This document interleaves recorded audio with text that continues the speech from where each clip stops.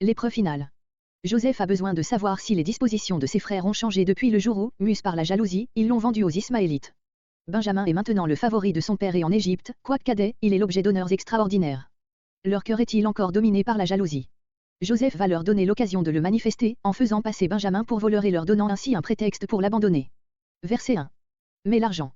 Le but de Joseph est le même que dans Genèse 42.25, note. Verset 5. Pour deviner. La divination par la coupe était un des nombreux modes de la magie, qui se pratiquait journellement en Égypte, il était aussi usité en Perse. On versait de l'eau dans un vase et on examinait les mouvements qui s'y produisaient, ou bien l'on jetait dans un vase rempli d'eau des paillettes d'or ou d'argent ou des pierres précieuses et l'on interprétait les figures qui en résultaient. Il ne ressort pas nécessairement de cette parole que Joseph se livra à ces pratiques superstitieuses, car lui-même fait dériver ailleurs son don de divination d'une source surnaturelle, Genèse 40.8, Genèse 41.16 comparé encore verset 45, note.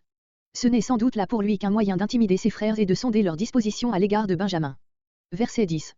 L'intendant accepte leur proposition, mais l'adoucit aussitôt. Pour le but que Joseph se propose ici, il importe que Benjamin soit seul retenu, les autres étant laissés libres. Verset 13.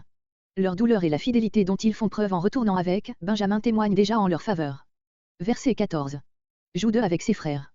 Sur le rôle prépondérant de Jude dans tout ce récit, voir Genèse 48.3, note. Verset 15.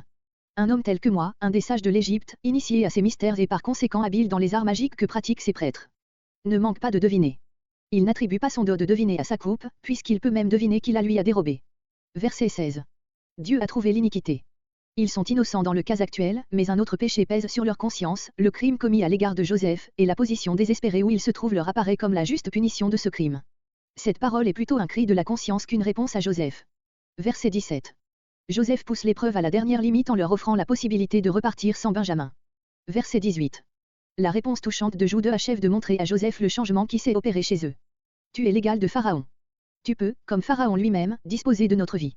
Verset 27. Il rapporte sans aucune pensée d'envie cette parole dans laquelle Jacob laissait percer sa prédilection toute particulière pour Rachel et ses deux fils. Comparez Genèse 46.19. Verset 28. Il faut qu'il ait été dévoré. C'est maintenant que Joseph apprend ce que Jacob avait pensé de sa disparition. Dans tout ce discours, Jude mentionne plusieurs traits particuliers que l'historien n'avait pas racontés au chapitre 42, mais qui ont une valeur spéciale dans cet entretien.